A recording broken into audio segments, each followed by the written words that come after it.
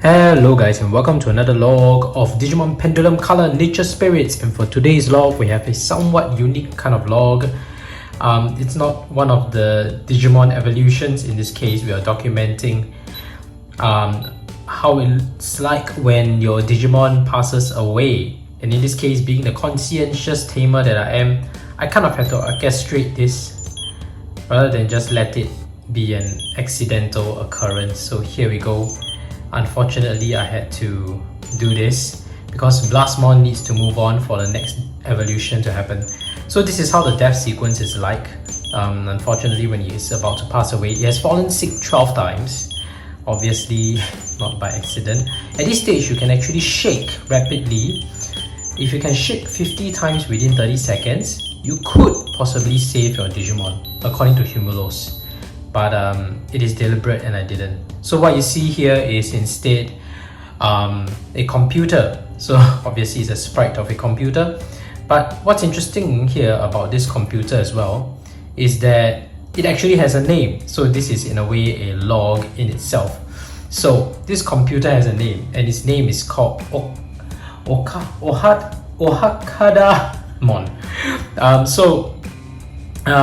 Pity in the earlier Digimon Color version 1 to 5 series, I didn't do this documentation for Ohakadamon. So for Digimon Color version 1 to 5, Ohakadamon is actually basically a gravestone. In version 1 to 5, just like the original series of Digimon version 1 to version 5, they were all black and white gravestones, but for the Digimon Color series, obviously the gravestones were in color. And Ohakadamon also has etymology and origin of his name. Basically, Ohakadamon is derived from the term Ohakada, which is basically Japanese for it's a grave. So it's basically a grave.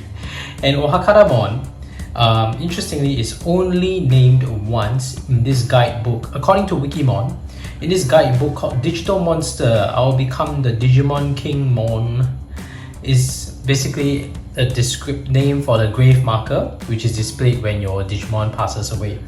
And interestingly, the design for the grave for version 1, 3, and 5 are slightly different from the grave that is depicted in version 2 and 4.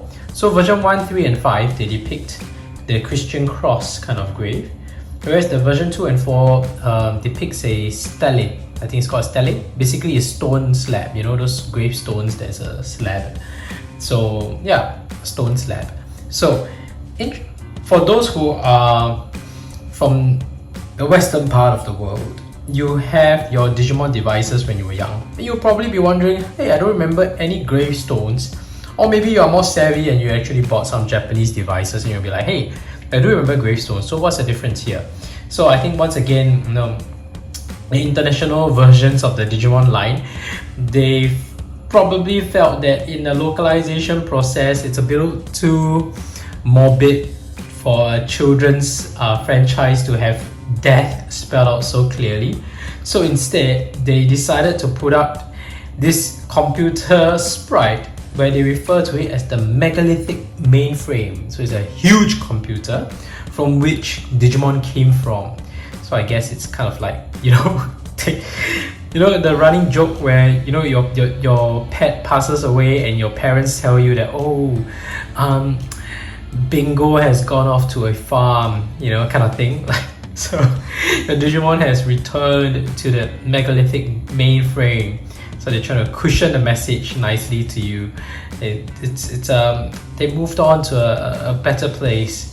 So instead of putting up like Japanese, they're just like, boom, gravestone, man, gravestone. So you did badly, gravestone.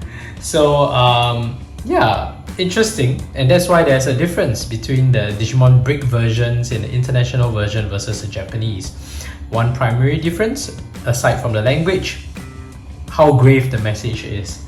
So subsequently, interestingly, Digimon Pendulum series, they decided to adopt the Japanese, even the Japanese release for Digimon Pendulum in the 1990s, they decided to adopt the Megalithic Mainframe as well. So I mean, they didn't call it Megalithic Mainframe, they just put up a computer as the sign of death. So in the manuals, they still describe it as, no, when your Digimon is dead, you will see a computer. So they didn't cushion the message, but they just chose the computer sprite instead of the grave sprite. So maybe it makes it a little more interesting.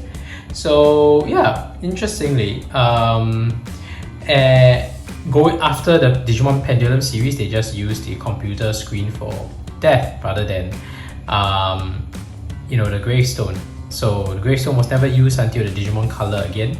And this PC, for those who are even younger than the millennials, then yeah, you probably won't recognize this as a PC. This is how a personal computer looked like back then, a desktop computer. That's obviously a slot for a diskette. So yeah, that's how it actually looks. Megalithic Mainframe, the representation of death on Digimon Color, Digimon Pendulum. And interesting. And at this stage, when it reaches this point, there's nothing much you can do.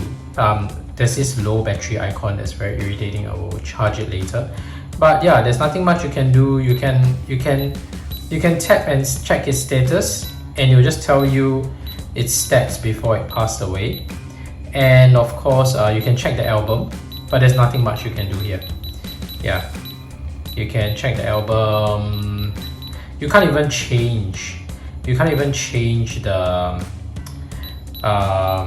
Digimon. You can't change to the next egg. I wonder if you can switch off. Let me try. Oh, you can still switch off. You can power off, but I wonder if you power off, what will you see? Will it be the computer again? Let's give it a shot, right? Let's give it a shot. Let's see what you can play with. You can turn off power.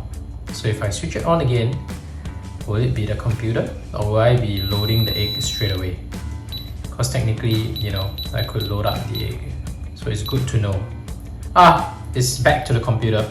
So I'm back to the computer, and this is not the only permutation of death, by the way. Keep using death.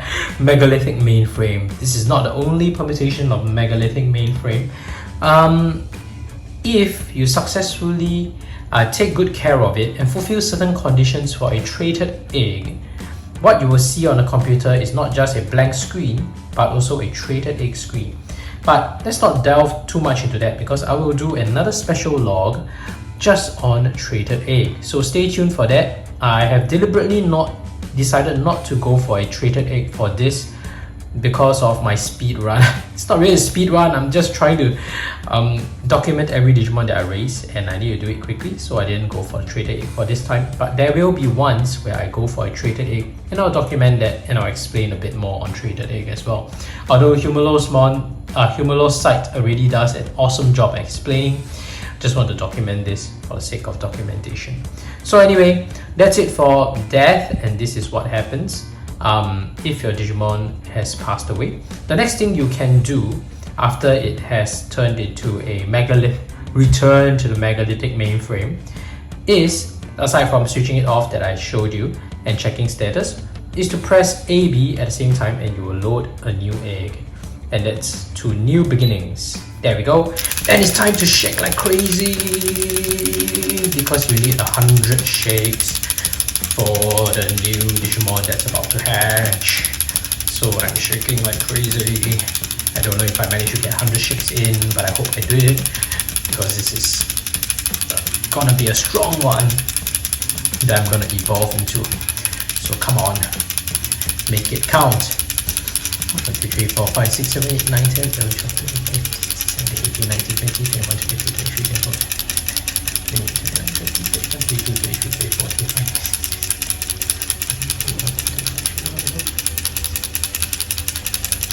I think I managed to do it. It's hard to just shake for 1 minute. Wow. I really hope I got 100 shakes in. Alright. To new beginnings. The next Digimon to raise. And of course, he's beeping. I will turn off the sound and feed him 4 pieces of meat.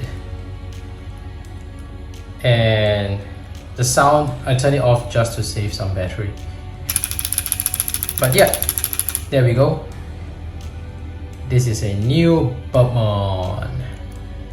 I just skip past that. Oh, its happy animation is so cute. And that's it for today's log. And it's a new beginning for this little guy, or I continue raising and documenting Digimon. So that's it for today's log. If you haven't already, and I didn't do my intro as usual, if you haven't already, please go ahead and turn the like and subscribe button, return the like and subscribe button to the Megalithic Mainframe, and turn on all notifications so you don't miss any of my uploads. I document every Digimon that I raise and upload at least twice a week and sometimes every day. So if you like such content, stay tuned. Thank you for watching. See you in the next video. Bye.